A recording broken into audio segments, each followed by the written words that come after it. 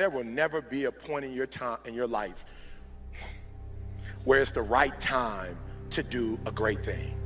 If you're waiting for that perfect moment, that perfect timing, it's not going to happen. You know what you have to do? You have to create the perfect time and the perfect opportunity and the perfect situation. So that a lot of people become comfortable. They stop growing. They stop wanting anything. They become satisfied. People getting ready to go to jobs that they don't like. Jobs that are making them sick. You see, when you're not pursuing your goal, you are literally committing spiritual suicide. When you have some goal out here that you're stretching for and reaching for that takes you out of your comfort zone, you'll find out some talents and abilities you have that you didn't know you have. When the messenger of misery visits you, what are you going to do? What will keep you in the game? There are things that you think you'll never need to know, that you may only need to know one time in your life, but that could save your life because you had that knowledge. Unless you attempt to do something beyond that which you've already mastered, you will never grow. What is it that you looked at some point in time and you decided that you couldn't do it, that you talked yourself out of it?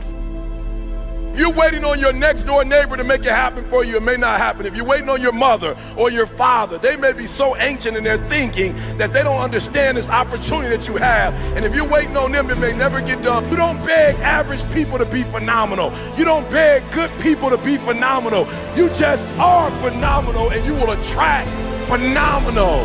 What reason can you remember that you can call on, that you can reach on, that can make you get back up? Find that reason. If you're not where you are, if you're not where you want to be, if you don't have what you want to have, if you're not where you think you should be at this particular place, it has nothing to do with the system, but it has everything to do with the fact that you're not making the sacrifice. I want you to make that dream become a reality, because if you don't, you will be working for somebody else to make their dreams become a reality. Everybody is against you or don't believe in you no more.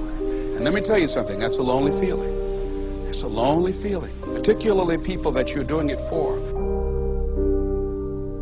Most people take their greatness, take their ideas to the graveyard with them.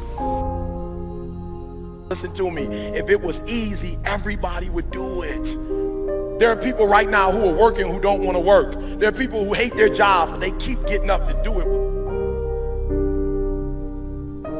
The wealthiest place on the planet is the graveyard. Because in the graveyard we will find inventions that we never ever were exposed to. Ideas, dreams that never became reality. Hopes and aspirations that were never acted upon. The question is, what are you going to do with your time? What drives you? And greatness is a lot of small things done well. Day after day, workout after workout, obedience after obedience, day after day. When things don't work out for you, when things happen that you could not anticipate, what are the reasons that you can think of that can keep you strong? You will never ever be successful until you turn your pain into greatness, until you allow your pain to push you from where you are to push you to where you need to be. Stop running from your pain and embrace your pain. Your pain is going to be a part of your prize, a part of your product. I challenge you to push yourself. See, it's easy to be on the bottom. It doesn't take any effort to be a loser. It doesn't take any motivation, any drive in order to stay down there on a low level. But it calls on everything in you. You have to harness your will to say, I'm going to challenge myself. I mean that what you did last week don't count. Today is the only important day. There are 86,400 seconds in a day, and how you use those are critical. You got 86,400 today, and what you do today is going to cement who you are. Nobody's going to talk about what you did last week. That the biggest enemy you have to deal with is yourself. There's an old African proverb that says, if there's no enemy within, the enemy outside can do us no harm.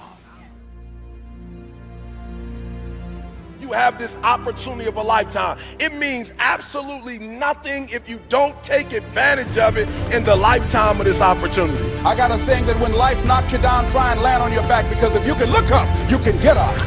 If you want a thing bad enough to go out and fight for it, to work day and night for it, to give up your time, your peace, and your sleep for it, if all that you dream and scheme is about it, and life seems useless and worthless without it. See, it's time now. If you want to make this your decade, you've got to start saying yes to your life.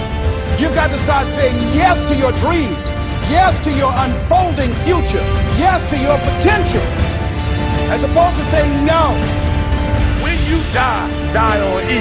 Leave no dream left behind, guys. Leave no opportunity left behind. When you leave this earth, accomplish every single thing you can accomplish. Listen to me, you're going to be here one day, but you'll never get here if you give up, if you give in, if you quit. And finally, guys, you got to want to succeed as bad as you want to breathe.